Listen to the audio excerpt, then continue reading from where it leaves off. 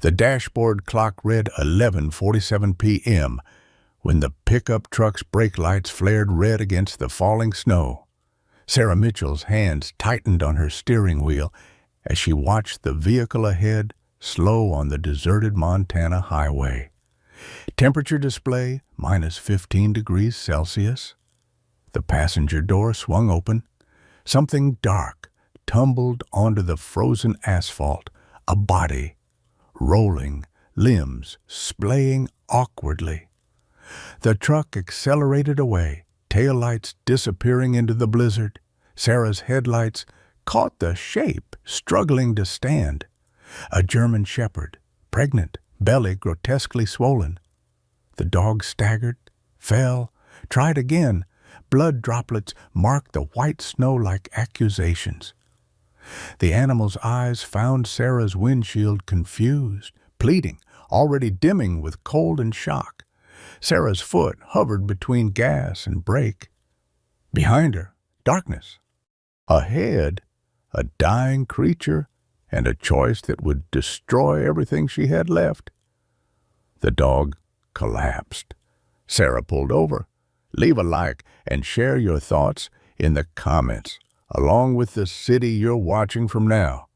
Let's continue with the story. 2 days earlier, Sarah Mitchell had stared at the overturned picture frame on her nightstand for a full minute before reaching for her pill bottle. The antidepressants rattled as she shook 2 into her palm, one more than prescribed. Her reflection in the bathroom mirror showed a 28-year-old woman who looked 40 hollow eyes. Hair pulled back too tight, scrubs that hung looser each month. The photo stayed face down. She couldn't look at it anymore, couldn't look at the little girl whose life she'd failed to save 8 months ago. Emma Rodriguez, age 6. Rushed to Helena Regional Medical Center with internal bleeding. Sarah had done everything right. Every protocol, every procedure, every desperate attempt. Sometimes right wasn't enough. Emma's mother had screamed it in the hallway. "You killed her. Why didn't you save her?" The hospital's psychiatrist had been gentle. "PTSD is common in emergency medicine. You need time to heal." Time. As if time paid the $15,000 in credit card debt from her mother's cancer treatment. As if time covered next week's rent. Her phone buzzed. Bank notification, account balance, $804. Sarah pulled on her coat and headed to work.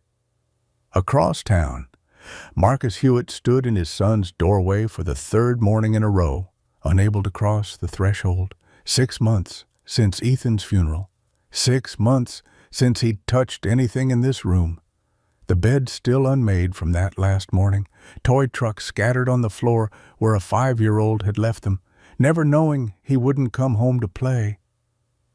The memorial table in the hallway held what was left school photo, birthday candle, stuffed German shepherd that Ethan had named Bruno.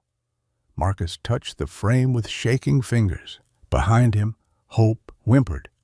He turned to see his dog watching from the end of the hall, pregnant belly making her movements awkward.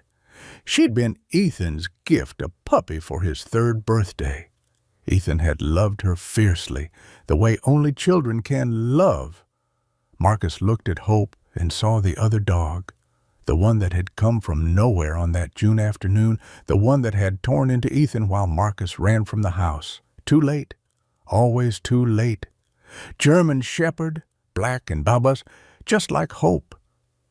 His hands balled into fists. Hope's tail wagged tentatively. She didn't understand why her person had changed, why the man who once played fetch for hours now looked at her with something like hatred. Marcus pushed past her into his bedroom and slammed the door. In his clinic across town, James Carter opened his desk drawer and looked at Lucy's photograph. His daughter smiled up at him, gap-toothed, and holding a drawing of a puppy she'd wanted. "Please, Daddy, I'll take care of it myself." He'd said, Maybe next year. Maybe when you're older. Maybe when I'm not so busy." The car accident had come 3 months later. Carter closed the drawer and went to check on his first patient. Marcus had driven past 3 exits before he finally pulled over. His hands wouldn't stop shaking on the steering wheel. Hope sat in the passenger seat, watching him with those trusting brown eyes that made his chest feel like it was caving in. The job interview had been a disaster. 23 years at the factory, and the new manager had looked at his resume like it was garbage. "We'll call you," she'd said, the lie transparent as glass. He had nothing left. Jennifer had taken Daniel and moved to Billings 2 months ago. The divorce papers sat unsigned on his kitchen table. The house was 2 payments behind, and every time Marcus looked at Hope, he saw Ethan's face in those final moments, terror and confusion, as the other dog's teeth found his throat. It wasn't fair. Hope had done nothing wrong. She'd been Ethan's best friend, his protector, his bedtime companion. But Marcus couldn't separate her from that other dog anymore. German Shepherd, the breed had become synonymous with nightmare. He reached over and removed Hope's collar, the blue one with Ethan's name embroidered on it, from the glove box. He pulled an old leather collar, worn and anonymous. His fingers fumbled with the buckle. Hope tilted her head, confused but patient. Marcus found a scrap of paper and a pen. His handwriting came out jagged, barely legible. "I'm sorry, I can't look at you anymore. Every time I see you, I see him dying. Please forgive me. You were a good girl. M." He folded the note 3 times and tucked it under the new collar. Hope's tail thumped once against the seat. "Come on, girl," he said, his voice breaking. The highway stretched empty in both directions. Snow had started falling an hour ago, light flurries that caught in Hope's fur as she climbed out of the truck. She stood on the shoulder, looking up at Marcus with complete faith. He got back in the truck, started the engine. Hope's tail wagged. Marcus began driving slowly. In the rearview mirror, he watched Hope follow, her pregnant belly swaying with each step. She was due any day now 6 puppies. The vet had said 6 more German Shepherds that would look at him with Ethan's eyes. He pressed the accelerator. Hope broke into a run, struggling to keep up. Marcus watched her fall behind, watched her stop in the middle of the empty road, watched her stand there waiting for him to come back. His foot moved to the brake. The truck slowed. Hope's tail began wagging again. For 5 full seconds, Marcus's foot hovered over the brake pedal. 5 seconds where he could still turn around, still take her home, still be the man Ethan had believed him to be. Then he saw it again, that other dog's teeth, Ethan's small body going limp. The blood on the grass. Marcus floored the accelerator. The truck shot forward. In the rearview mirror, Hope's figure grew smaller, then disappeared entirely into the falling snow. Marcus's vision blurred with tears. He couldn't stop. He drove for 5 miles before pulling onto a logging road and sitting there in the darkness, hands gripping the wheel so hard his knuckles went white. What had he done? What had he done? But he couldn't go back, couldn't face those eyes anymore, couldn't watch puppies being born that looked like the animal that had stolen everything from him. Marcus reached for his phone 3 times, put it down 3 times. Finally, he threw it onto the passenger seat and drove toward town, toward the bar, toward anything that would let him forget the image of Hope standing alone on that frozen highway behind him. Hope had begun walking in the direction the truck had gone. Her paws left tracks in the fresh snow.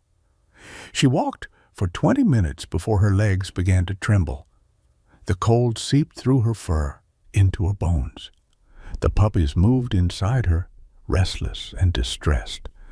Hope lay down on the shoulder of the highway, her body positioned so she could watch for the truck's return. Snow accumulated on her back. Her breathing grew shallow. The puppy's movements slowed.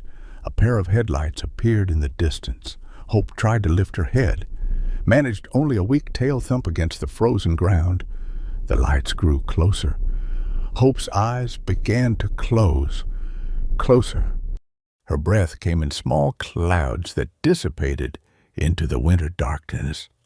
The vehicle's engine grew louder. Hope's eyes closed completely. Then someone was calling her, a voice she didn't recognize.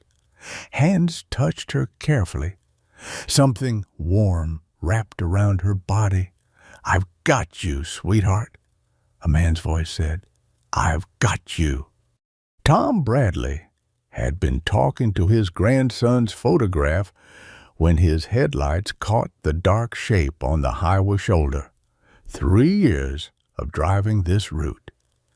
And you developed instincts about what belonged and what didn't.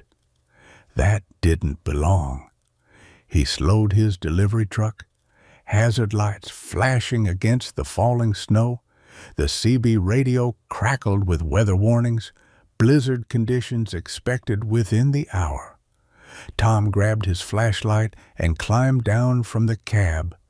The dog lay motionless.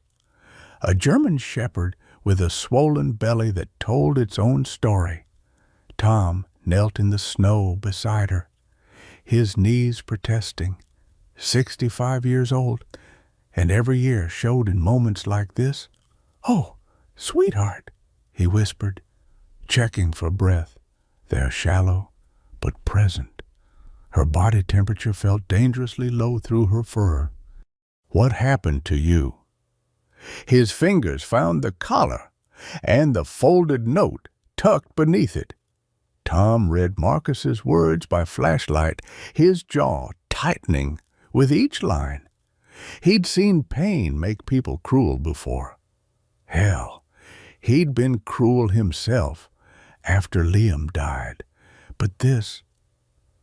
The dog's eyes flickered open, looking at him with confusion and exhaustion. "He didn't mean it, girl," Tom said, though he wasn't sure he believed it. Pain makes people do terrible things. He thought of the night after Liam's funeral, when he'd driven his truck to the same bridge where the accident happened, sat there for 3 hours with the engine running, wondering if anyone would miss him. Tom removed his jacket and wrapped it around the dog. She was heavier than he expected, the pregnancy adding significant weight. He carried her to the truck's heated cab and settled her on the passenger seat, cranking the heat to maximum. His phone showed 12:27 a.m. Tom dialed 911. "What's your emergency?" "I've got a pregnant dog abandoned on Highway 87, hypothermic and possibly injured. She needs immediate medical attention." The operator paused. "Sir, for animal emergencies, you'll need to contact..." "She's dying. I need a veterinary hospital now." Another pause. "The closest emergency vet clinic is Dr. Carter's in Helena. I'll text you the address. It's about 45 minutes from your location." Tom was already pulling back onto the highway. "Tell them I'm coming." He pushed the truck faster than safe conditions allowed, one hand on the wheel, the other checking the dog's breathing every few minutes. She was shivering violently now, a good sign. His military training told him. The body only shivered when it still had energy to fight. "Stay with me?" he murmured. "Come on, girl. You've got babies counting on you." His CB radio crackled to life. "This is Sarah Mitchell. I'm a nurse. I heard you're a call about the dog. What's your location?" Tom grabbed the radio. "Mile marker 143 heading south toward Helena." "I'm at mile marker 156 heading north. I can meet you. There's a truck stop at 149. You can help her?" "I can try. I'm 10 minutes out." Tom accelerated. The dog's shivering had lessened, not a good sign this time. He talked to her constantly, the way he used to talk to Liam during their long drives. "My grandson loved dogs, begged his mom for one every Christmas. Maybe if we'd gotten him that dog, he would have been home playing with it instead of riding his bike that day. Maybe—" He stopped. "The maybes would kill you if you let them." The truck stop appeared through the snow. A sedan with medical plates sat under the fluorescent lights, engine running. A woman in scrubs climbed out before Tom had fully stopped. Sarah Mitchell looked exhausted. Her dark hair pulled back in a ponytail, eyes red-rimmed like she'd been crying. But her movements were efficient and professional as she grabbed a medical kit from her trunk. "Let me see her," Sarah said, climbing into Tom's cab without invitation. She worked quickly, checking vitals, pulling out an emergency blanket from her kit, examining the dog's belly with practiced hands. "Body temperature is critical. She's in shock. Pregnant, probably 7 weeks along based on the size. Any idea how long she's been out there?" Tom handed her the note. Sarah read it, her expression hardening. "Son of a bitch. My thoughts exactly. We need to get her warm and stabilized. Carter's Clinic is the closest option. I'll lead you follow. If anything changes, flash your lights." Sarah wrapped the dog in the emergency blanket, layering it over Tom's jacket. For a moment, their eyes met. "Why are you doing this?" Tom asked. "It's past midnight. You're off duty." "Because someone has to." Sarah's voice cracked slightly. "I couldn't save." She stopped, shook her head. "Just follow me." They formed a 2-vehicle convoy into the worsening storm. Sarah's sedan fishtailed twice on black ice. But she kept going. Tom's phone PS showed 32 minutes to the clinic. The dog's breathing had become more labored. Sarah's phone rang through her car's speakers. "This is Dr. Carter. How far out are you?" 28 minutes if the roads hold. I need her current status." Sarah rattled off vitals while navigating a treacherous curve. "Hypothermia, possible internal injuries from impact, pregnancy complications imminent. She's declining fast." A pause on the line. "Miss Mitchell, I need to be honest with you. Those vitals, I've seen them before. You're doing everything right. But when you get here, be prepared to make hard choices." "What kind of choices?" "The kind nobody wants to make. Just drive safe. I'll be ready."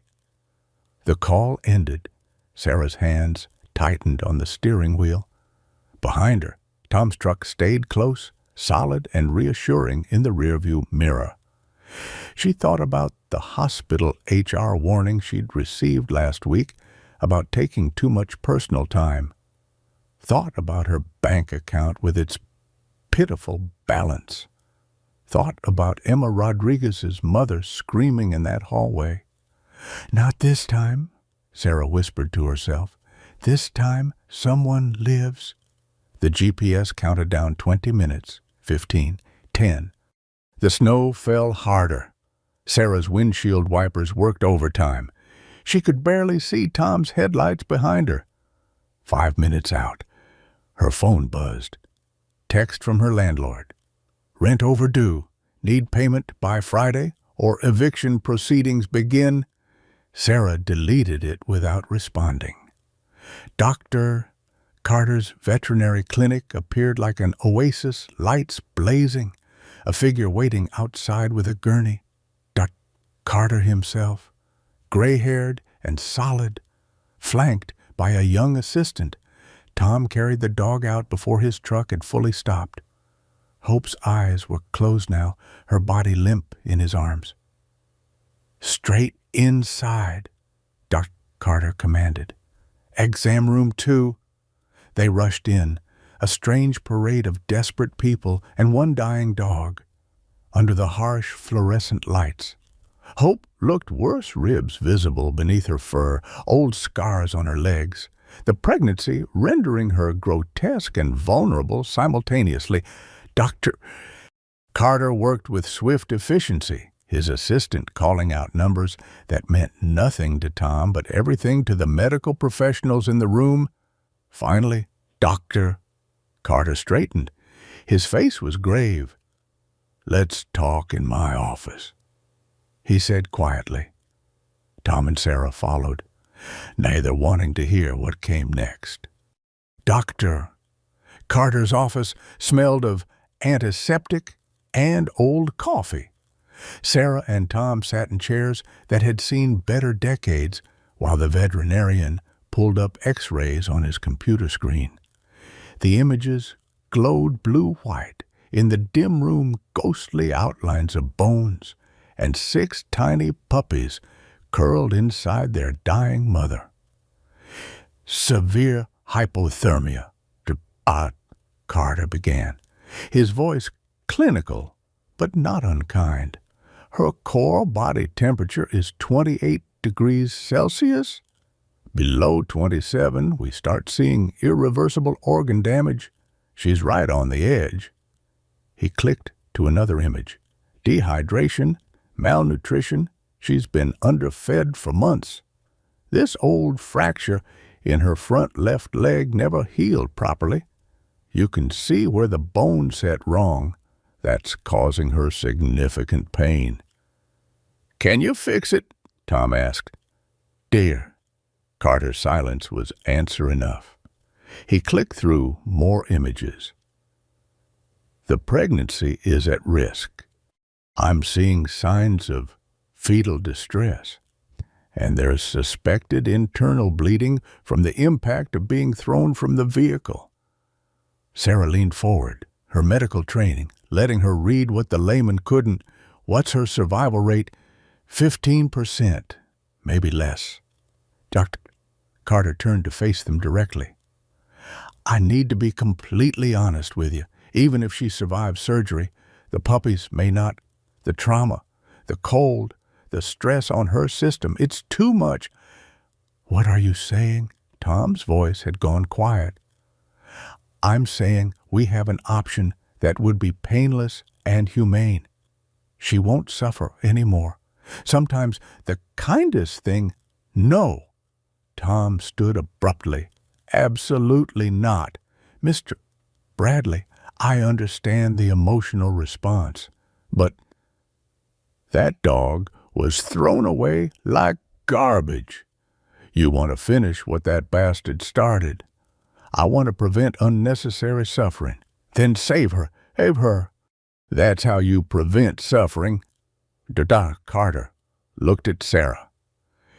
"You're a medical professional. You understand the odds." Sarah did understand. She understood that 15% was essentially nothing. Understood that hope was often just prolonged agony. She'd watched Emma Rodriguez code 3 times on that table, had shocked her small heart over and over while the monitor flatlined, but as she also understood what it meant to give up. "How much will it cost?" Sarah heard herself ask. Dr. Carter sighed. "Minimum $5,000. If we have to perform an emergency cesarean section, if the leg needs intervention, if there are complications, we could be looking at $8,000 or more." Sarah's stomach dropped. She had $847 to her name, $15,000 in credit card debt, rent due in 10 days that she couldn't pay. A memory surfaced her mother's hospital room. Sarah signing page after page of financial documents while her mother slept. Morphine dulled and dying. The debt collector's calls that still came monthly. The eviction notice from her old apartment when she couldn't make rent. This would destroy her. Financially, completely, irreversibly.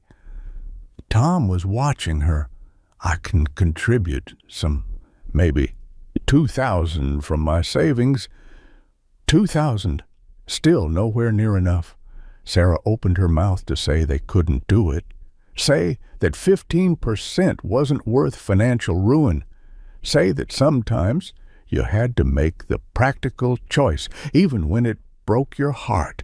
Instead, she heard herself say, "Do everything you can." "Sarah," Carter started, "I'll figure out the money. Just save her." Carter studied her face for a long moment. Whatever he saw there made him nod slowly. "I need consent for emergency procedures. That includes amputation if the leg can't be salvaged." "Whatever it takes," Tom said firmly. Sarah nodded her agreement, not trusting her voice. Carter stood. "I'll prep for surgery. This is going to take several hours. There's a waiting room." "I'm not leaving," Sarah said. "Neither am I," Tom added. "Dr. Carter nodded and left. Through the office window, they could see him scrubbing in, his assistant already moving the dog toward the surgical suite. Tom and Sarah sat in the waiting room, surrounded by dog adoption posters and reminders about flea medication. The clock on the wall ticked loudly in the silence. It was 2:47 a.m. "Why are you really doing this?" Tom asked quietly. Sarah stared at her hands. They were steady now, but she remembered how they'd shaken that night with Emma, how they'd performed compressions on a chest too small, how they'd pushed medications that didn't work, how they'd finally had to stop and call it 8 months ago. "A little girl died in my Sarah said. "Emma Rodriguez. 6 years old, internal bleeding from a car accident. We did everything right, every protocol, every procedure. But sometimes right isn't enough." She looked up at Tom. "Her mother screamed at me, said I killed her, said I should have done more, tried harder, cared more, and I—" Her voice caught. "I couldn't save her. I dream about it every night. Her face, her mother's screams. That wasn't your fault. I know that. Logically, I know that. But it doesn't help." Sarah wiped her eyes roughly. "I've been diagnosed with PTSD, depression, anxiety. Can't afford therapy. Can barely afford the pills that barely work. I've thought about—" She stopped. Tom waited. "I've thought about ending it more than once. What's the point? You know I fail at saving people. I'm drowning in debt. I work myself to death, and for what? To watch more people die. But you're here. Yeah, I'm here, ruining myself financially for a dog I don't know, saving an animal that might die anyway." Sarah laughed bitterly. "I'm an idiot." "No," Tom said firmly. "You're fighting. That's not idiotic. That's the bravest thing there is." He pulled out his wallet and showed her a photo, a small boy with a gap-toothed grin. "My grandson, Liam, 4 years old when this was taken. I was watching him that day. Had to pick him up from preschool. I was on my phone, distracted by some work call that doesn't matter anymore. Liam was excited about something, ran ahead into the parking lot. I didn't see the car coming." Tom's voice remained steady, but his hands trembled. "Neither did the driver. She wasn't speeding, wasn't drunk, just didn't see him. By the time I looked up, it was over. Tom, 3 years ago, my daughter doesn't speak to me, says she doesn't blame me, but she can't look at me either. Some days I drive to that parking lot and sit there wondering why I'm still here when he's not. He put the photo away carefully. So when I saw that dog on the highway, I thought maybe this is my second chance. Maybe I can save her, even if I couldn't save him. They sat in silence, two broken people in a veterinary waiting room at 3 a.m, hoping to save a creature that represented all the things they'd failed to save before. The surgical suite light stayed on. Hours crawled past. At 4:15 a.m., an alarm sounded. Sarah was on her feet immediately, medical instinct overriding exhaustion. Through the window, they could see frantic movement. Dr. Carter working quickly. The monitor showing erratic heartbeats. "She's crashing," Sarah whispered. Tom grabbed her arm. Whether to steady her or himself wasn't clear. The flurry of activity continued for 5 minutes that felt like 50. Then the monitor stabilized. The alarm silenced. Duh. Carter's shoulders sagged with relief. Sarah sat back down heavily. Her phone buzzed. A text from the hospital. "HR needs to speak with you tomorrow regarding unauthorized absence." She was probably fired. She'd sacrificed her job for this. At 5:03 a.m., the surgical suite door opened. Dart Carter's assistant emerged, carrying something small and still, a puppy. She rushed it to another room. "What's happening?" Tom asked. "Emergency C-section," Sarah said, her training letting her read the situation. "The puppies are in distress." And over the next 20 minutes, they watched the assistant make 5 more trips, 6 puppies total. Some were crying weak, mewling sounds. Some were silent. At 5:47 a.m., Dr. Carter finally emerged. His scrubs were blood-stained. Exhaustion lined his face. He looked older than his 45 years.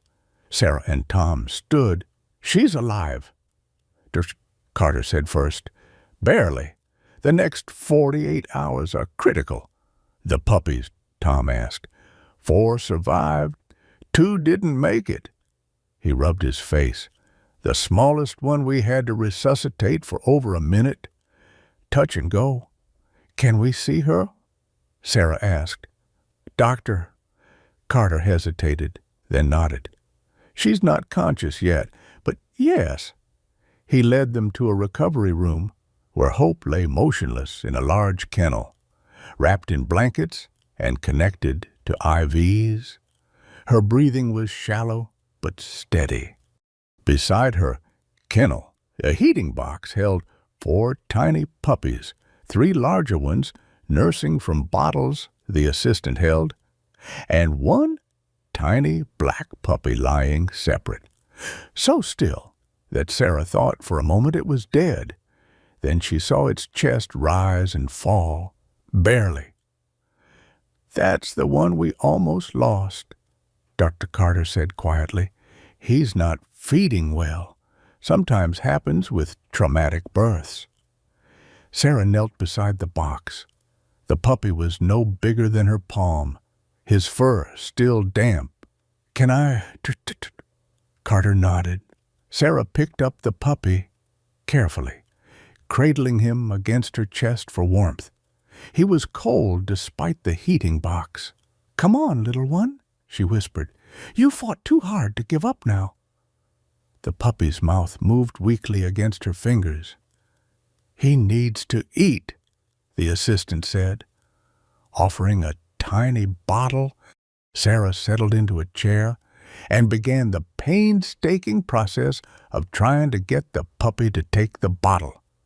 Drop by drop, most of it dribbled out. But some went in. The puppy's tiny throat moved with each swallow. Tom watched from near Hope's kennel.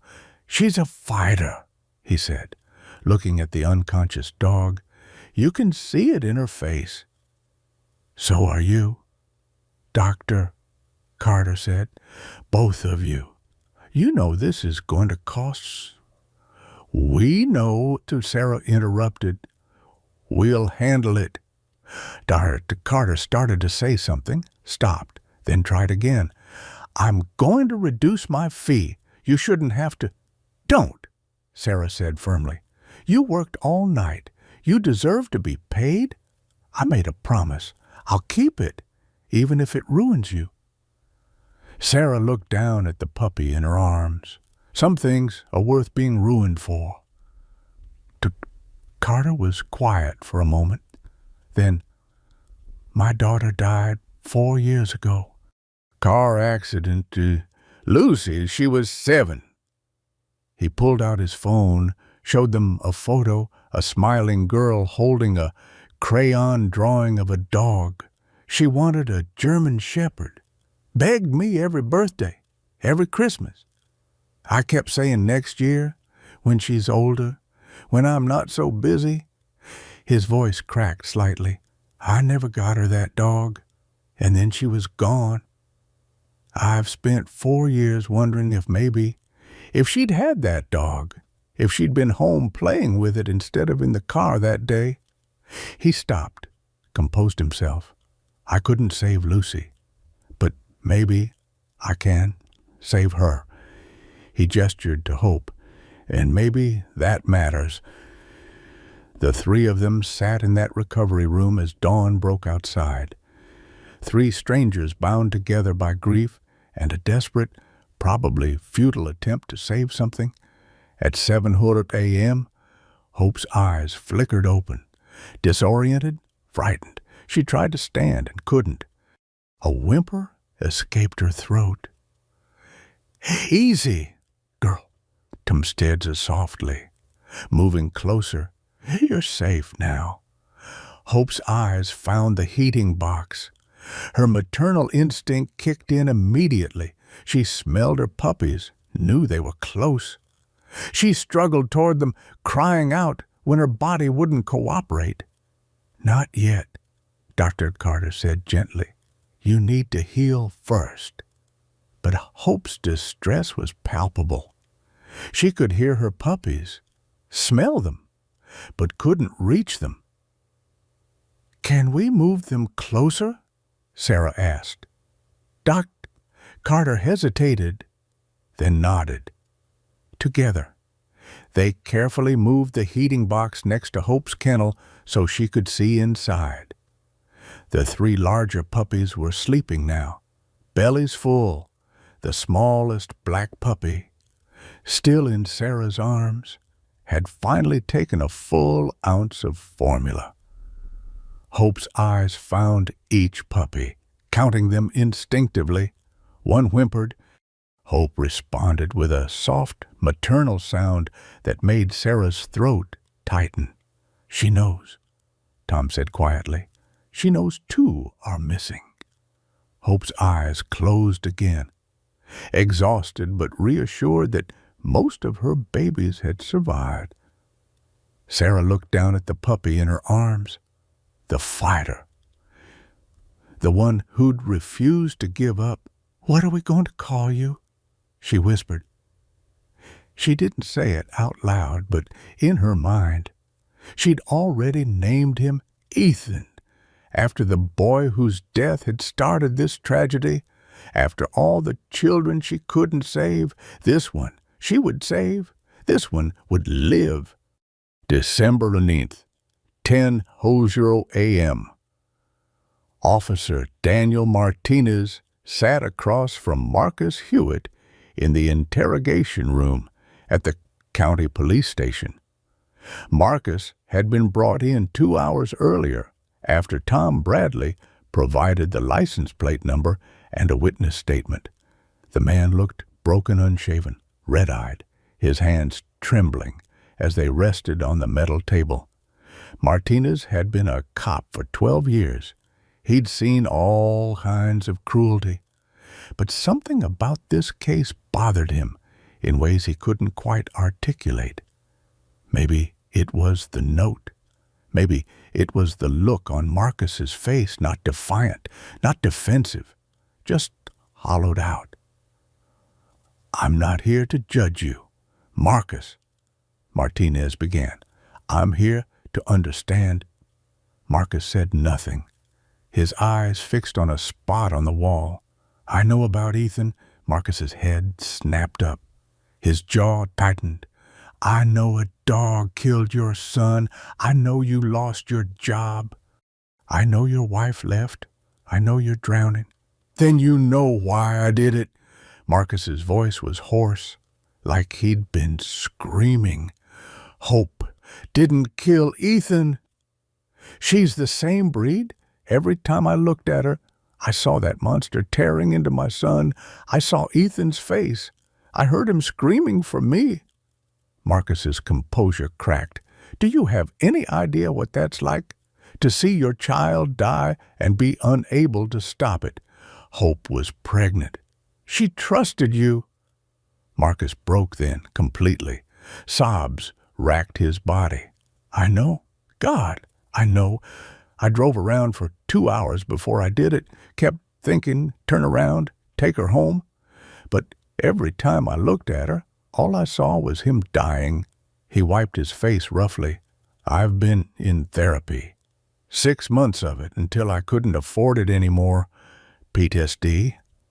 They said gave me pills that made me feel numb, but they didn't stop the nightmares. Nothing stops the nightmares." Martinez had his own nightmares. Afghanistan, 2009. A checkpoint gone wrong. Decisions made in seconds that changed lives forever. He understood PTSD better than most. "Did you know she's alive?" Martinez asked quietly. Marcus froze. "What?" Hope. She's alive. Barely. 4 puppies survived." The color drained from Marcus's face. No, she can't be. It was 15 below zero. She was... A truck driver found her, got her to a vet. A nurse named Sarah Mitchell saved her life." Marcus covered his face with his hands. His shoulders shook. "Oh, God. Oh, God, what did I do?" Martinez let him cry. After a few minutes, he continued, "I need you to tell me everything, sah, from the beginning." Marcus took a shuddering breath and began to talk. He talked about Ethan, the bright, fearless bear who'd loved Hope since she was a puppy. How Ethan would dress her up in his clothes, read her stories, sleep with her every night. How Hope had been Ethan's 3rd birthday present, and how they'd been inseparable. He talked about June 80, the beautiful summer day, Ethan playing in the backyard, Marcus inside making lunch, the sound of barking aggressive, vicious. Marcus running outside to see a German shepherd he'd never seen before with Ethan in its jaws. "I pulled him off," Marcus whispered. "Fought that dog with my bare hands, but it was too late. Ethan was there with so much blood, he looked at me, and he said, 'Daddy, it hurts.' And then he was gone." He described the aftermath, the police investigation that went nowhere. The attacking dog had fled. Never found. Jennifer's grief turning to rage, blaming Marcus for not watching closely enough, for not having a fence high enough, for being inside instead of with their son. The divorce, the nightmares, the therapy he couldn't afford to continue. "Hope didn't understand why I changed," Marcus said. "She kept trying to comfort me, but every time she came near, I panicked, started seeing that other dog instead of her. The pregnancy was the final straw. I couldn't watch more German shepherds be born. I couldn't do it. So you threw her away. So I threw her away. Marcus met Martinez's eyes. I'm a monster. I know that. Do whatever you need to do. Martinez studied him. You made a choice born from pain. Now you have another choice. What choice? Face what you did. Make it right. Marcus laughed bitterly. How? How do I make this right? I don't know. But I know running didn't help. Neither did throwing her away. Silence stretched between them. Finally, Marcus said, I want to see her. She's in bad shape. It might make things worse. For her or for me, both. I need to see what I did. December 20th, 3:00 p.m. Martinez brought Marcus to Dr. Carter's clinic. The handcuffs came off before they entered. Sarah Mitchell was in the waiting room when they arrived. She took one look at Marcus and stood up, her face hardening with rage. Get him out of here! Marcus couldn't meet her eyes.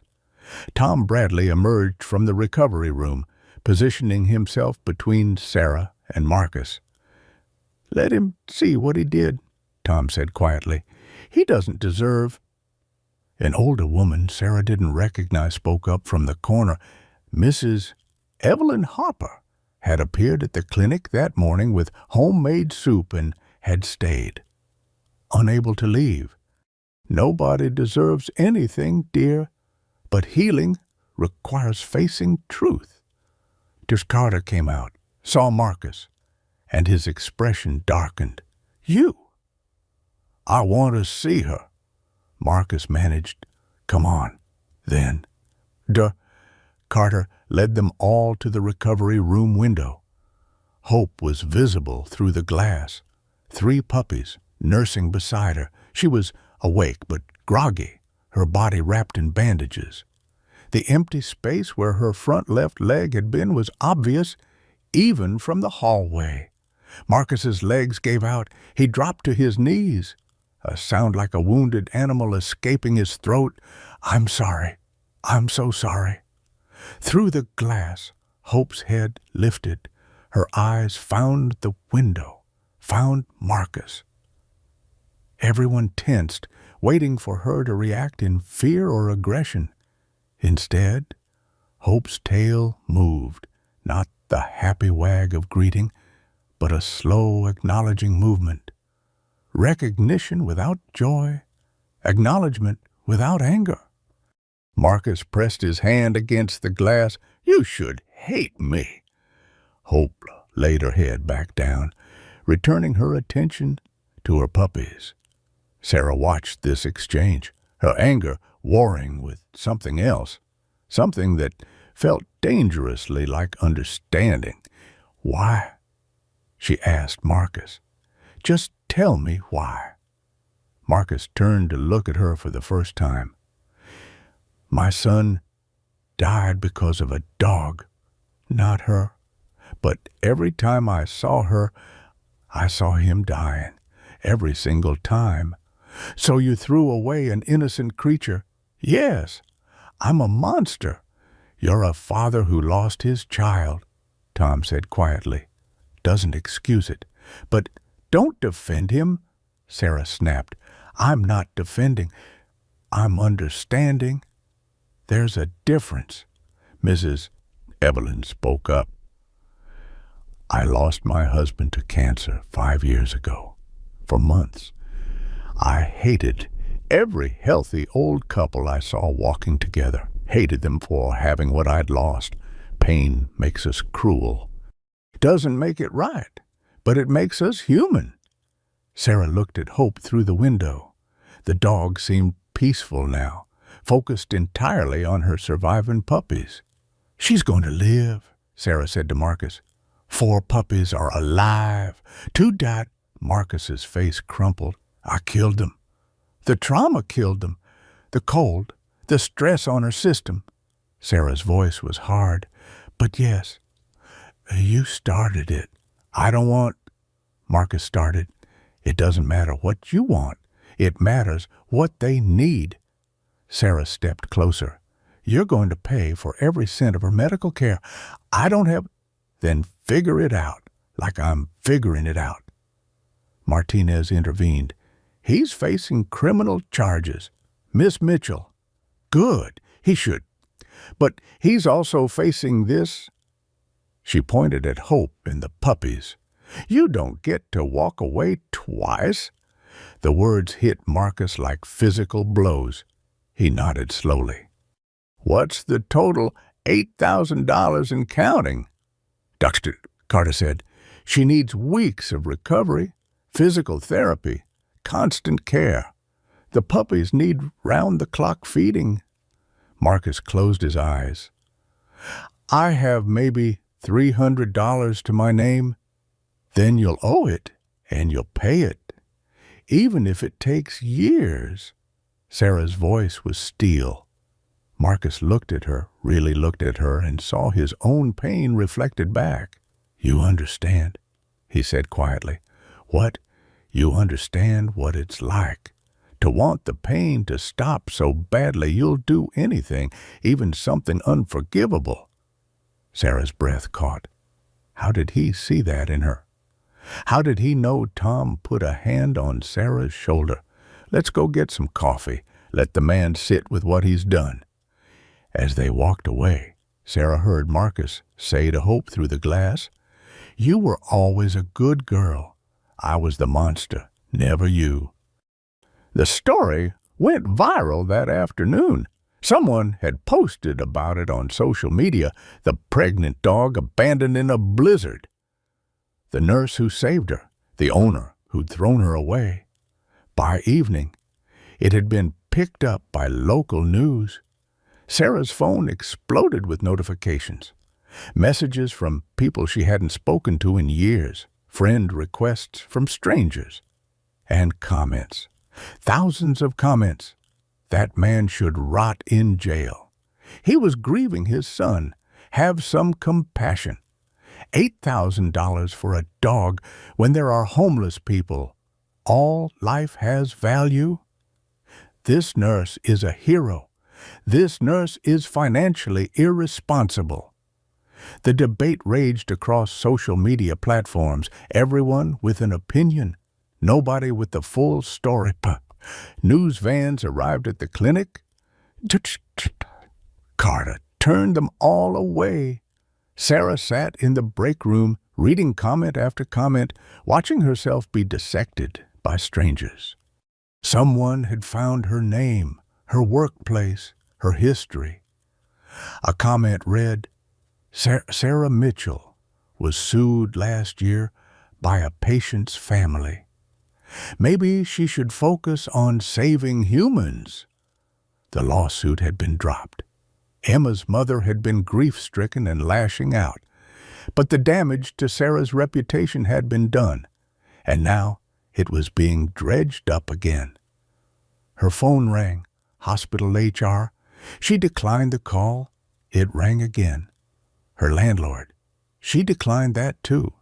A text came through from an unknown number. GoFundMe started for Hope's medical bills, already at $3,200. Sarah opened the link. Tom Bradley had set it up. His description simple and honest. A pregnant dog was abandoned in sub-zero temperatures. A nurse named Sarah Mitchell is sacrificing everything to save her. The owner, Marcus Hewitt, threw her away because grief and PTSD destroyed his judgment. Please help us give this dog and these puppies a chance. And please help these broken people heal. The comments on the GoFundMe were kinder. Stories from other people who'd lost loved ones. Stories from abuse survivors. Stories from people in debt who understood the impossible choice between financial stability and doing the right thing. By $10, the fund had reached Farkit, but it was also tearing the community apart. Dr. Carter's clinic had protesters outside by evening. A small group with signs reading, "Animals aren't worth human debt," facing off against counter-protesters with signs reading, "All life matters." Sarah watched from the window as police were called to keep the peace. "I made everything worse," she said to Tom, who'd refused to leave. "You saved a life." "And lost mine." Tom was quiet for a moment. "My daughter told me once that Liam's death wasn't my fault. She said she forgave me, but she can't look at me. Forgiveness and healing aren't the same thing." "What's your point?" "My point is, we're all trying. You're trying to save Hope. I'm trying to save something of myself. Marcus is trying to face what he's done. Maybe that's enough." December 22nd, 2:00 a.m. Sarah was asleep in a chair beside Hope's kennel when Dr. Carter shook her awake. "Have a problem." Hope was whimpering, her body rigid with pain. The monitor showed elevated temperature, infection. "The leg," Dr. Carter said grimly. "The antibiotic treatment isn't working. It's spreading." Sarah was fully awake now, her nursing training kicking in. Options. Amputation. Tonight. Or we lose her. "But you said she could manage with 3 legs." "I said she might. I didn't promise anything." Carter pulled up new x-rays. "Look, the infection has spread further than we thought. Into the bone. Into surrounding tissue. We're running out of time." Tom appeared in the doorway, having been called as well. "Then amputate? She's already been through so much." Sarah whispered. Mrs. Evelyn, who'd somehow known to come, put a hand on Sarah's shoulder. "She's a mother, dear. She'll adapt. She has to." Sarah knelt beside Hope's kennel. Hope looked at her through pain-glazed eyes. "I'm sorry," Sarah said. "I'm so sorry." Dr. Carter was already preparing. "I need consent." Sarah nodded, unable to speak. The emergency surgery began at 2:47 a.m. The surgery took 3 hours. Sarah, Tom, and Mrs. Evelyn kept vigil in the waiting room while the December wind howled outside. None of them spoke. There was nothing left to say. At 5:52 a.m., Dr. Carter emerged. His scrubs were soaked with blood. Dark circles under his eyes made him look ancient. "She's alive. The leg's gone, but she's alive." Sarah exhaled a breath she hadn't known she was holding. "She'll need weeks of recovery." Carter continued, his voice hollow with exhaustion. "Physical therapy to learn balance. The puppies still need round-the-clock feeding. This isn't over." "Can we see her?" Tom asked. Carter nodded and led them to recovery. Hope lay motionless, wrapped in blankets, her breathing shallow but steady. The left side of her body, where the leg had been, was heavily bandaged. 3 puppies slept in the warming box beside her. The smallest black puppy lay separate again, barely moving. "He's not giving." "Doctor," Carter said quietly. "Failure to thrive syndrome? Sometimes happens with traumatic births. He's just not strong enough." Sarah picked up the tiny puppy. He was cold despite the heating lamp, his breathing rapid and shallow. "How long does he have? Hours? Maybe a day? What can we do? Keep him warm. Keep trying to feed him. Pray." "Don't." Carter's voice cracked on the last word. "Sometimes prayer is all that's left." Sarah settled into the chair, with the puppy against her chest, skin to skin for warmth. She'd named him Ethan in her mind, though she hadn't told anyone. after the boy whose death had started this nightmare, after Emma Rodriguez, after all the children she'd failed to save. Tom brought her coffee at 7:00 a.m. You've been up for over 24 hours. So have you. I'm old. I'm used to not sleeping. He sat beside her. That puppy means something to you. They all do. No, that one specifically. Sarah looked down at the tiny creature in her arms. I couldn't save Emma Rodriguez. Maybe I can save him. And if you can't, then I've failed again. Her voice was matter-of-fact, empty of emotion. What's one more failure? Tom was quiet for a long moment. After Liam died, I tried to kill myself, drove to a bridge, sat there for 3 hours, had a bottle of whiskey and a bottle of pills, figured I'd take both and drive off. Sarah looked at him, but then my phone rang. Spam call, probably, but I answered it anyway, and it was some cheerful recording about extending my car warranty. Tom smiled sadly, and I thought, here I am about to die, and some robot is trying to sell me something I don't need. It was so absurd I laughed, and then I cried, and then I drove home. What's your point? My point is, sometimes we stay alive for the stupidest reasons.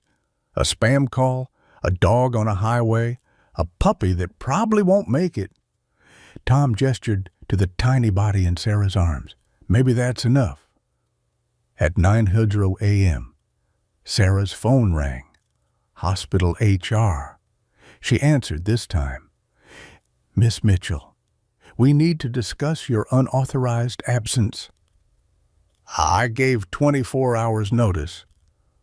Policy requires 48 hours for non-family emergencies. You abandoned your shift. I saved a life, an animal's life. That's not covered under emergency leave. The HR director's voice was professionally cold. We're terminating your employment effective immediately. Your final paycheck will be mailed. The call ended. Sarah stared at her phone. No job, $15,000 in debt, $8,000 more owed to Carter. Rent due in 5 days that she couldn't pay, and a dying puppy in her arms that represented every failure she'd ever endured. Tom watched her face carefully. Bad news. I just got fired. Mrs. Evelyn, who'd been dozing in a chair, woke at this. For saving hope, for abandoning my shift for a non-family emergency. Sarah laughed, the sound brittle and sharp. For doing the right thing. That's not right, Tom said, anger flaring in his voice. No, but it's legal. Sarah looked down at the puppy. He'd stopped moving entirely. I think he's dying. Carter rushed over, checking vitals. The puppy's heartbeat was barely detectable.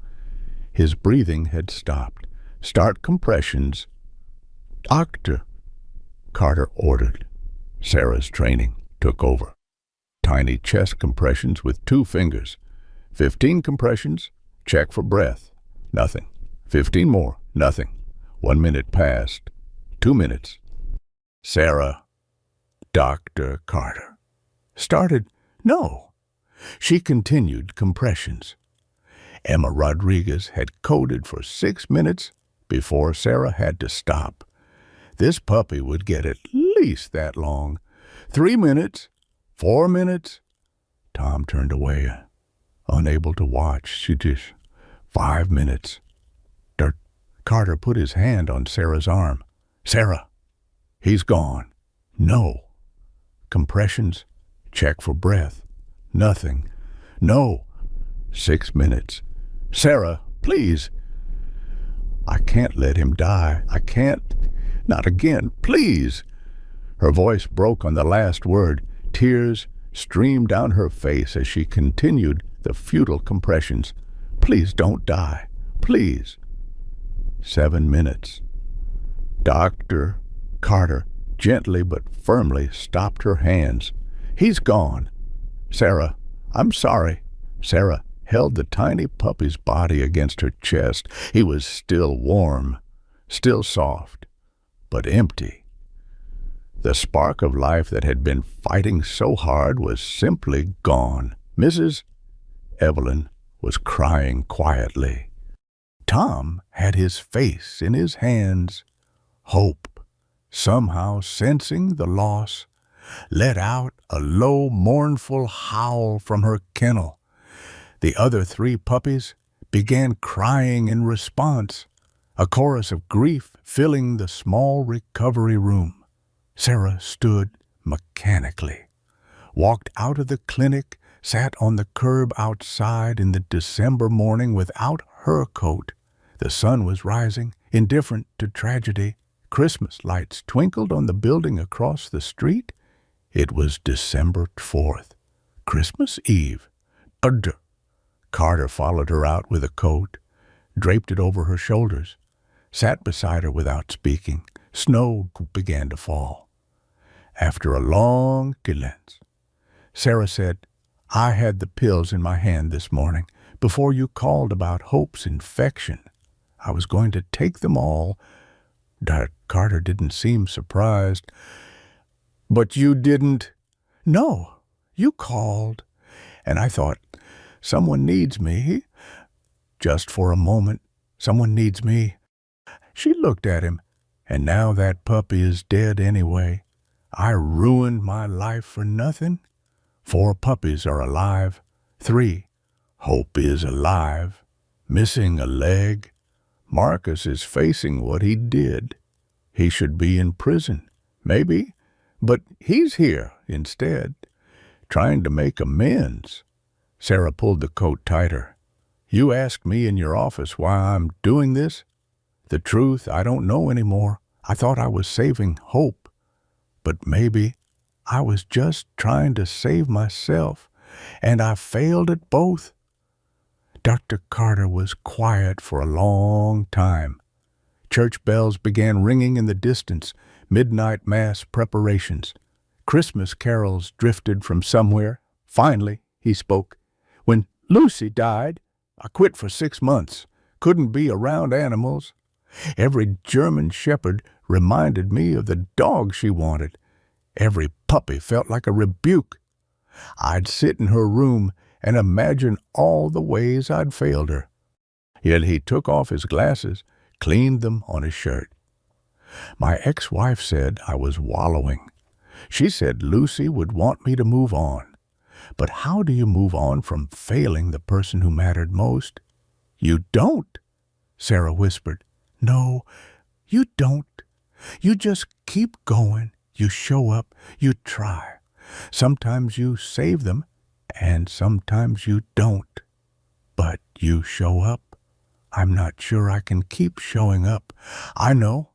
Some days I'm not sure either.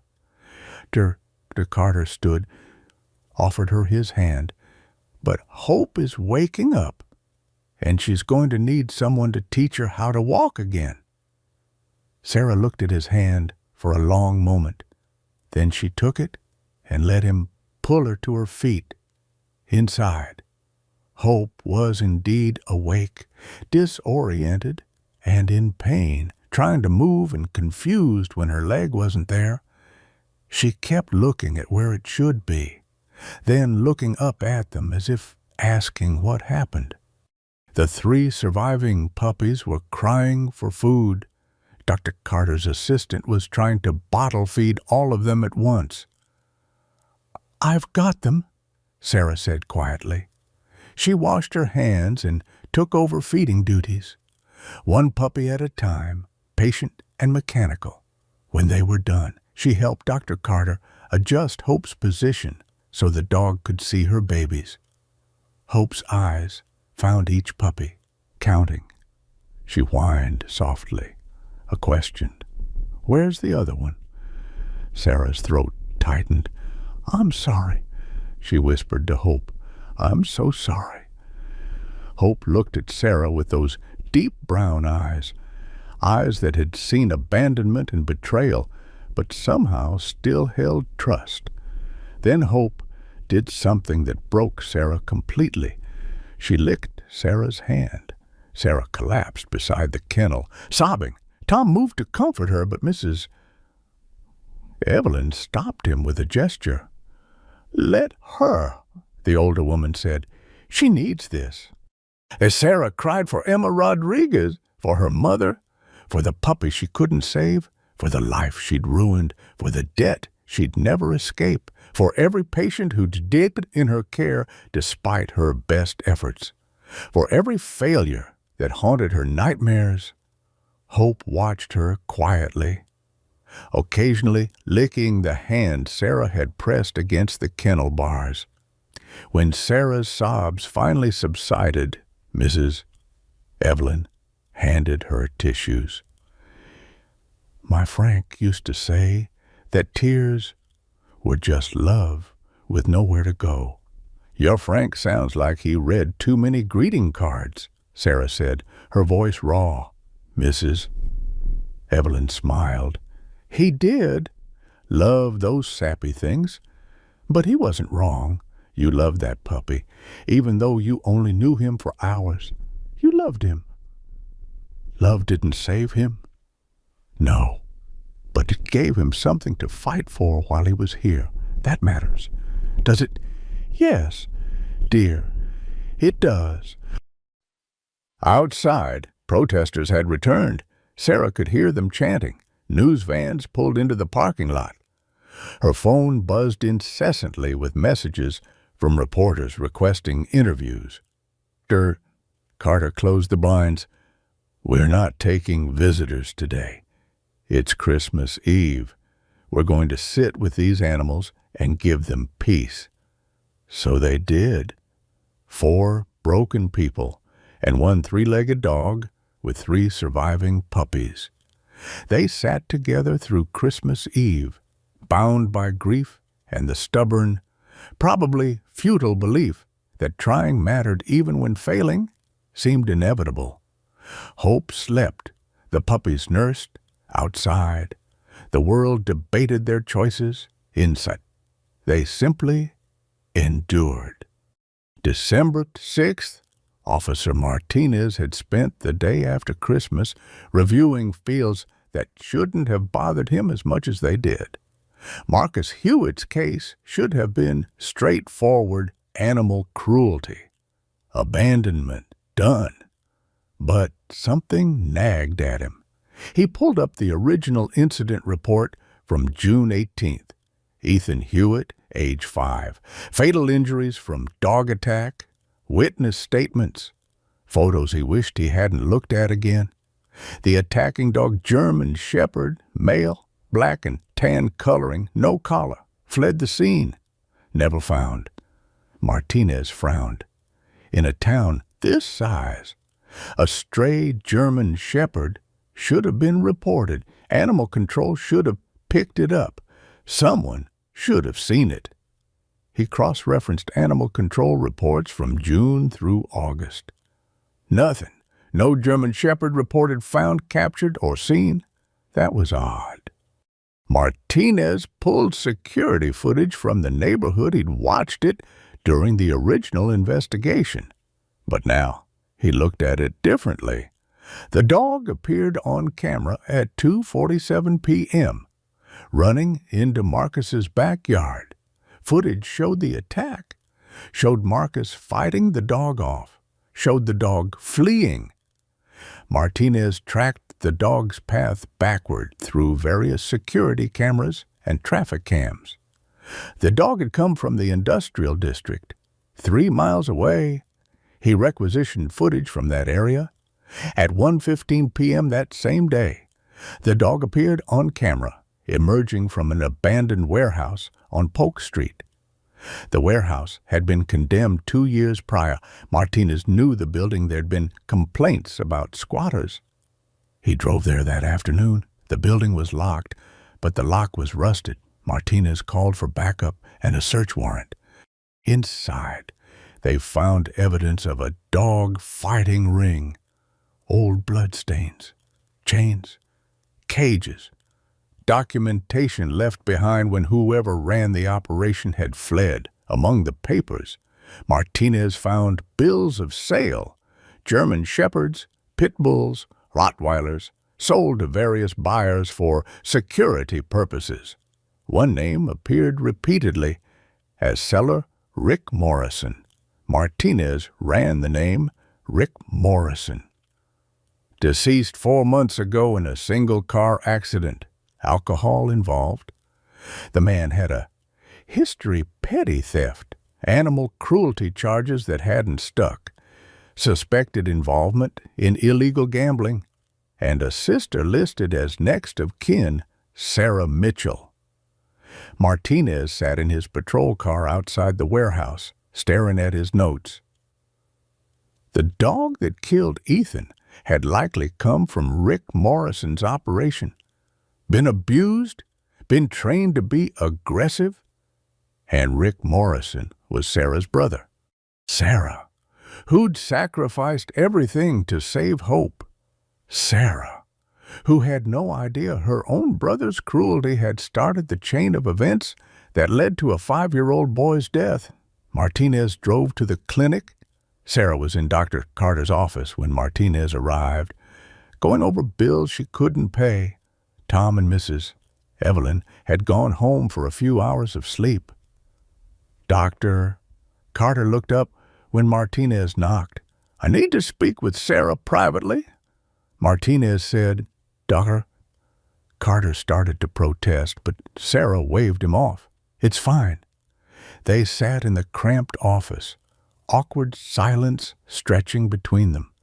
"I found something about the dog that killed Ethan Hewitt," Martinez began. Sarah looked up sharply. "Why are you telling me?"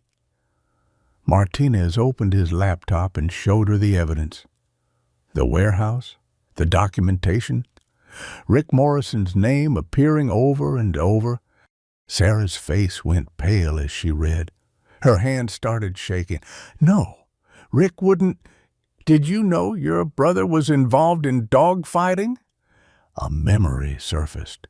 2 years ago, Rick calling her, asking for $5,000, said he had a business opportunity.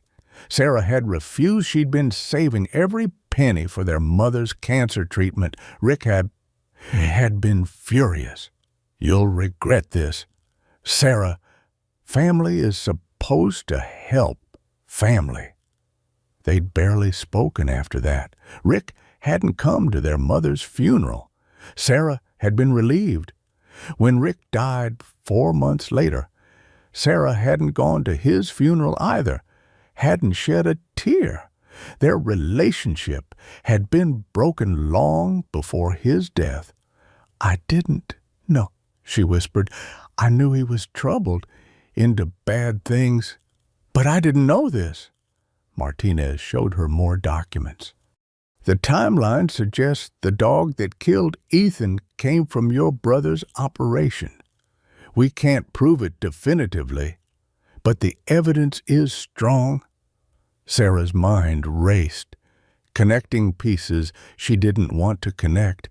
The dog that killed Ethan came from Rick, so Marcus threw away Hope because she reminded him of that dog, and that dog existed because of my brother. "You're not responsible for—" "I'm connected to his nightmare." Sarah stood, pacing. "Marcus hates German shepherds because of what one did to his son. That dog came from my family, from my blood." "Sarah, does Marcus know?" "Not yet. I wanted you to know first." Dr. Carter, who'd been listening from outside the door, entered. "This changes nothing about what you did. You saved Hope. You didn't hurt anyone." "I'm related to the person who created the monster that killed a 5-year-old boy." "Your brother created that monster, not you." But Sarah wasn't listening. She was remembering Rick's face at their mother's bedside. The resentment when Sarah chose to pay for treatment instead of funding his business. The cruel smile when he'd said she'd regret it. Had he known? Had he deliberately sold an abused, aggressive dog knowing what might happen? She'd never know. Rick was dead. But the weight of connection pressed down on her anyway. "I need to tell Marcus," Sarah said. "I'll tell him." Martinez offered. "No. It should come from me." December 8th. Sarah sat across from Marcus in the county jail's visiting room. Carter had insisted on coming with her. The room smelled of industrial cleaner and desperation. Marcus looked worse than when she'd seen him 3 days ago. Thinner, older. The fluorescent lights made his skin look gray. "Thank you for coming," Marcus said quietly. "I didn't come to be kind." Sarah's voice was steady, cold. "I came to tell you something about the dog that killed Ethan." She explained what Martinez had found, watched Marcus's face as understanding dawned. The warehouse, the dog fighting ring, Rick Morrison's name, "My brother," Sarah finished. "The dog came from my brother." Marcus was silent for a long time. When he finally spoke, his voice was barely audible. "Your brother?" "Yes." "The nurse who saved Hope is related to the man who sold the dog that killed my son." "Yes." Marcus started laughing, not with the humor. The sound was hollow, broken. "What are the odds? What are the goddamn odds?" "I'm sorry," Sarah said. "I didn't know. I swear I didn't know." "I believe you." Marcus wiped his eyes. "Your brother, was he a good person?" "No, he was cruel, selfish, into terrible things. We barely spoke the last few years of his life. But he was your brother, biologically, and now you're connected to the worst thing that ever happened to me." Marcus looked at her directly. "Does this change anything?" "What? Does it change that Hope is alive, that 3 puppies survived?" Sarah thought about that. "It changes everything. I'm part of why Ethan died." "No." Marcus's voice was firm. "Your brother is part of why Ethan died. That dog is part of why Ethan died. I'm part of why Ethan died. I was inside instead of watching him." "But you—" He shook his head. "You ended it. You broke the cycle." "I didn't break anything. I'm drowning in debt. I lost my job. I'm about to be evicted." "You saved Hope. You saved my puppies. Despite everything, despite me, despite your own struggles, you saved them." Marcus leaned forward. "Your brother created pain. You created healing. You're not him." "How can you say that? My family killed your son. My pain killed Hope's leg, threw her into the snow. Would have killed her and her puppies if you hadn't intervened." Marcus's voice cracked. "We're both connected by pain. Your brother hurt my son. I hurt Hope. You saved Hope. It's all connected. But you're the one who chose different." Sarah felt tears burning behind her eyes. "I don't feel like I chose different. I feel like I'm drowning. Then we're drowning together." The visiting time ended as Sarah stood to leave. Marcus called after her. "Sarah?" She turned. "Thank you for saving her, for trying, for being better than your brother, than me, than all of us." Outside the jail, Carter put a hand on Sarah's shoulder. "You okay?" "No, but maybe that's okay." Her phone buzzed. A text from Martinez. "GoFundMe. Now at $12,000. Also, Someone wants to hire you. Sent your info to a colleague who runs an animal rescue. She's looking for a vet tech. Interested. Sarah stared at the message. A job, not in human medicine, but in animal care. A different path, maybe a better one. She texted back, "Send me details." December 29th, Martinez visited Marcus again with news. The prosecutor is willing to negotiate. Given your mental health history, your remorse, and testimony from Sarah and Dr. Carter, they'll recommend reduced sentencing. What kind of sentence? 6 months county jail, time served counts? 5 years probation, mandatory therapy, community service at an animal shelter, restitution to cover Hope's medical bills, and a ban on pet ownership. Marcus nodded slowly. That's fair. More than fair. Trial is set for January 5th. You'll be released on bail until then? Who posted bail? Martinez smiled slightly. Anonymous donor. But the paperwork came through Sarah Mitchell's lawyer. Marcus closed his eyes, overwhelmed. January 5th. The courtroom was packed. Media filled the back rows. Animal rights activists sat onto one side, mental health advocates on the other. Marcus stood before the judge in a borrowed suit, his hands clasped in front of him. The prosecutor presented her case efficiently. Photos of Hope's injuries, X-rays showing the damaged leg that had to be amputated, testimony from Dr. Carter about the severity of her condition when she arrived, the 2 puppies that hadn't survived. Then the defense began. Marcus's lawyer called Officer Martinez first. Martinez explained the investigation, the warehouse, Rick Morrison's dog-fighting operation, the connection between the abused dog that killed Ethan and the subsequent trauma that destroyed Marcus's judgment. This doesn't excuse Mr. Hewitt's actions, Martinez said carefully, but it provides context. He's not a man who enjoys cruelty. He's a man broken by grief who made a terrible choice. Sarah testified next. She explained finding Hope on the highway, the hypothermia, the emergency surgery, the puppies. Her voice remained steady until the prosecutor asked about her brother.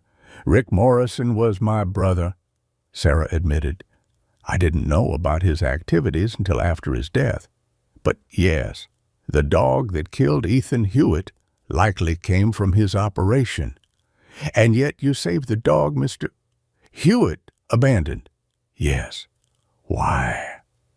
Sarah looked directly at Marcus for the first time since entering the courtroom.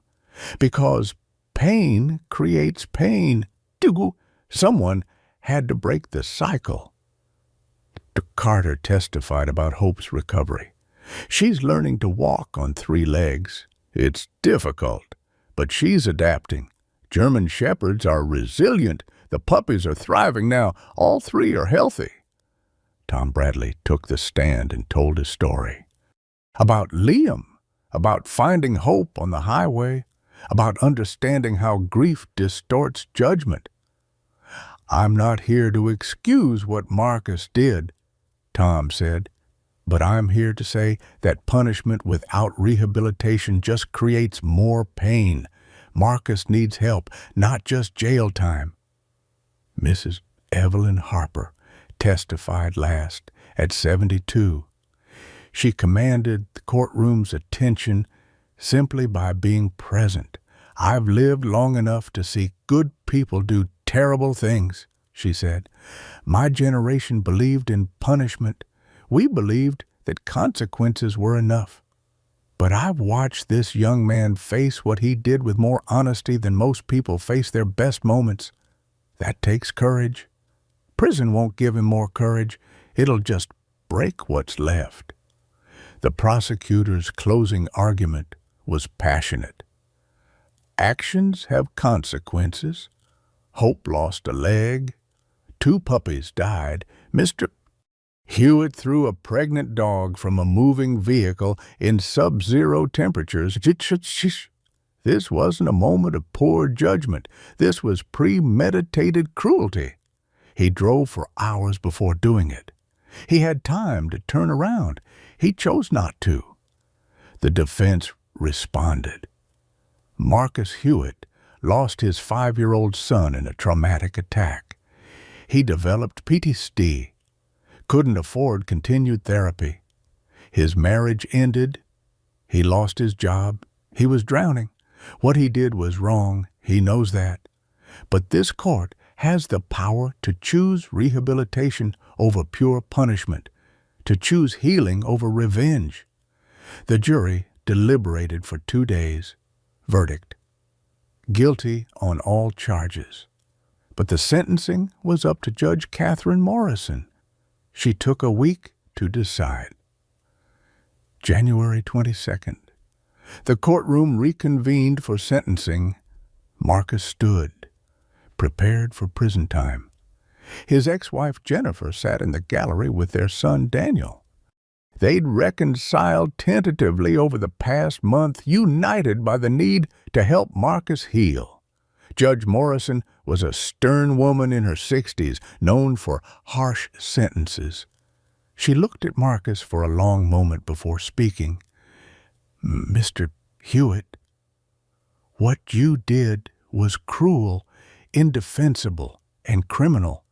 You threw a pregnant, trusting animal from your vehicle in life-threatening conditions. You sentenced her to death. That 2 puppies died as a result of your actions makes this even more grievous." Marcus nodded, accepting it. However, the judge paused. This court recognizes that context matters for rehabilitation. You suffered a trauma that would break most people. You sought help, but couldn't afford to continue it. The mental health system failed you. That doesn't excuse your actions, but it informs this court's sentencing.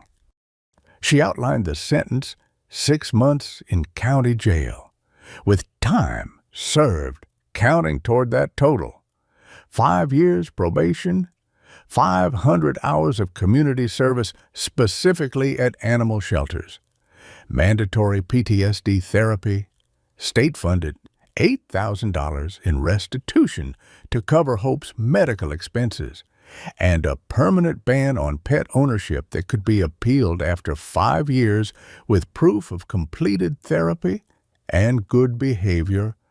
The courtroom erupted. Half angry, half relieved, Marcus was released immediately, having already served his time. As he walked out of the courthouse, protesters on both sides shouted at him. He kept his head down, Jennifer and Daniel flanking him protectively. Sarah stood apart from the crowd, watching.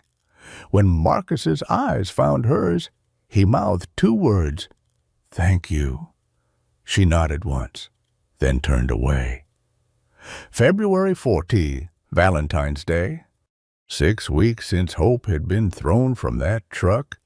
Dr. Carter's clinic had organized a special event, Hope's First Walk.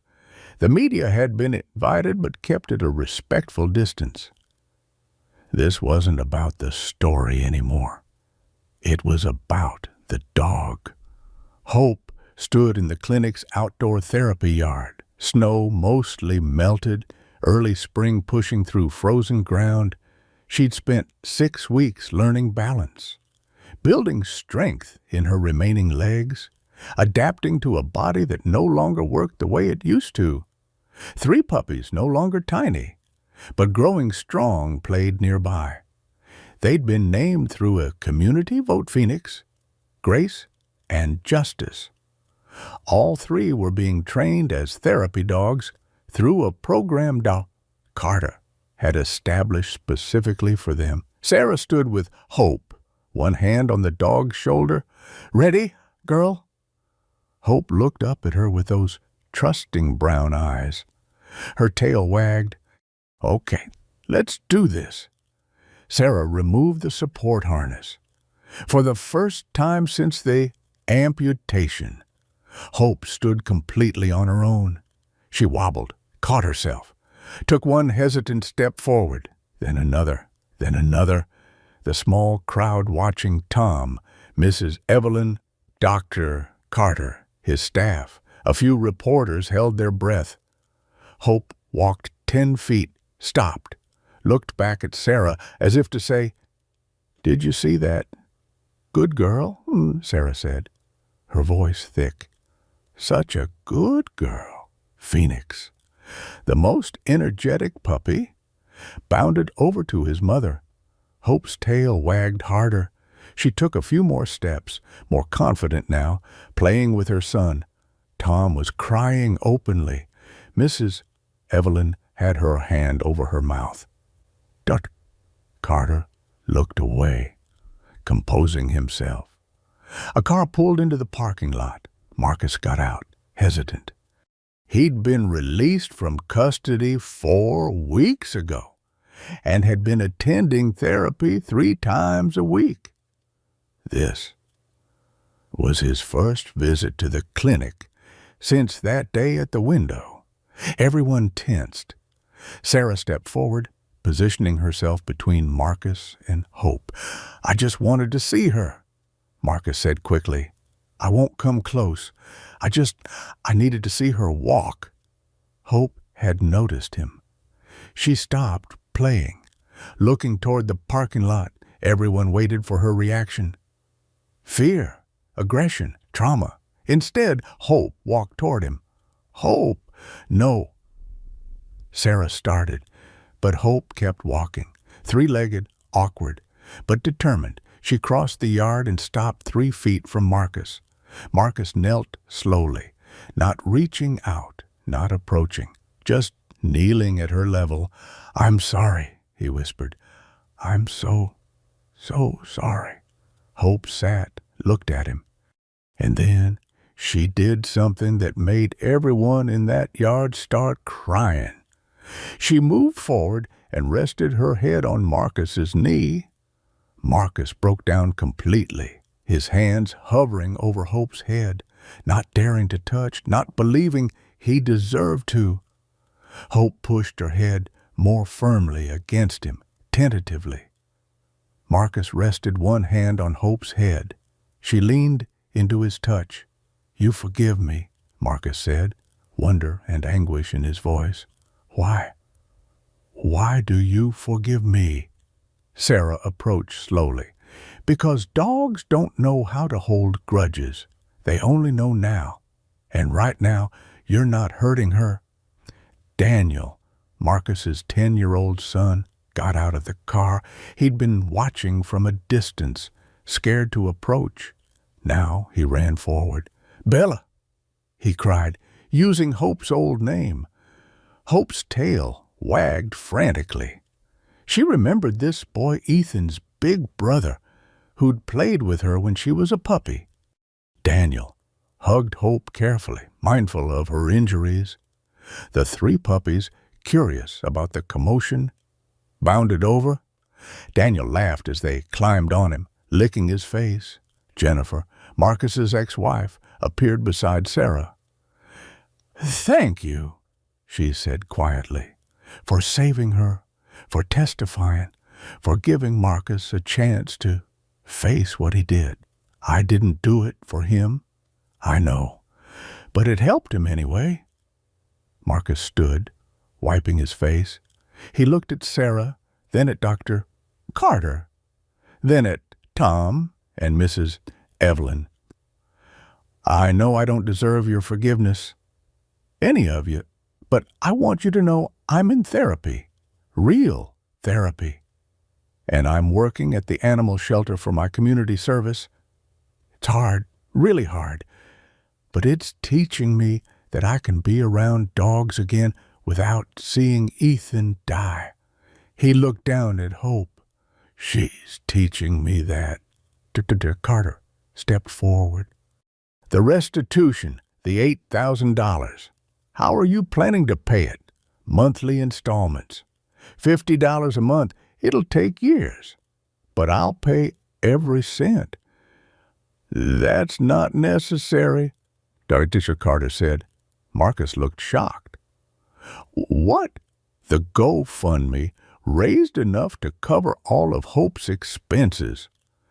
The overflow, about $4,000, we've put into a fund to help other people in situations like Sarah's, people who want to save an animal but can't afford it," Tom added. "We're calling it Hope's Fund. Sarah's managing it." Sarah had been surprised when they'd asked her to manage it, but it felt right. She'd started her new job as a veterinary technician at an animal rescue 2 weeks ago. The pay was less than nursing, but the work felt meaningful in ways the hospital never had. "So I don't owe anything?" Marcus asked. "You owe something," Dr. Carter said firmly, "but not money. You owe it to Hope to keep healing, to keep trying, to be the person your son believed you were." Marcus nodded, unable to speak. Mrs. Evelyn approached, Phoenix trailing behind her. "This little troublemaker is staying with me," she announced. "Gives me a reason to get out of bed every morning. My daughter has been calling more too, says she wants to meet the puppy." Tom had his own news. "I'm fostering Justice. Applied to be his permanent handler once he finishes therapy dog training. Figured Liam would have liked that." That left Grace, the smallest female puppy. Sarah had been avoiding thinking about it. Dr. Carter cleared his throat. "Grace needs a home, too. Someone who understands trauma, who can be patient with her training." Everyone looked at Sarah. "I can't afford—" Sarah started. "You work for the rescue now." Dr. Carter interrupted. "Employee benefit 1 animal adoption. All medical care covered." Sarah looked at the puppy, who was watching her with curious eyes. "I've never had a dog. Neither had I," Mrs. Evelyn said, "until Phoenix showed me what I was missing." Sarah knelt. Grace walked over tentatively and licked her hand, the same gesture Hope had given Sarah in that recovery room on Christmas Eve. "Okay," Sarah whispered. "Okay." As the sun set over the clinic, the strange family gathered together one last time. Marcus and Daniel said goodbye to Hope and the puppies, promising to visit during Marcus's shelter shifts. Jennifer thanked Sarah again. Tom and Mrs. Evelyn made plans to coordinate puppy socialization. Dr. Carter pulled Sarah aside. "You did good. I destroyed my life. You changed it. Not the same thing." He gestured to Hope, playing with her puppies. "You saved 4 lives. Maybe 5, if you count Marcus." "He saved himself, with your help." Sarah watched Hope for a long moment. The dog was different now, 3-legged, scarred, but alive, thriving, even playing with her puppies, teaching them about the world, trusting again despite every reason not to. "Do you think she remembers?" Sarah asked. "Being thrown away?" "Probably. But I think she remembers being saved more." That night, Sarah sat in her new apartment, smaller than her old one, cheaper but hers. Grace slept in a bed beside her couch. The puppy made soft sounds in her sleep, paws twitching with dreams. Sarah's phone showed her bank account, $800, still in debt, still struggling but managing. The new job paid enough to cover rent and food. The therapy she'd finally started attending was sliding till. She was still taking antidepressants, still had nightmares about Emma Rodriguez, still had days where getting out of bed felt impossible. But she also had moments like watching Hope walk. like Grace's head on her lap, like Tom's grateful smile where she thought, maybe, possibly.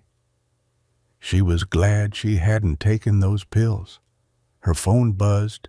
Text from Dr. Carter. Hope's Haven Animal Rehabilitation Center officially opens next month. Still need an operations manager. Interested? Sarah stared at the message. A promotion, more responsibility, a chance to help more animals like Hope. She typed back, yes. Outside her window, snow began falling again. But spring was coming. She could feel it. If you've ever lost someone you loved, you understand Marcus's pain.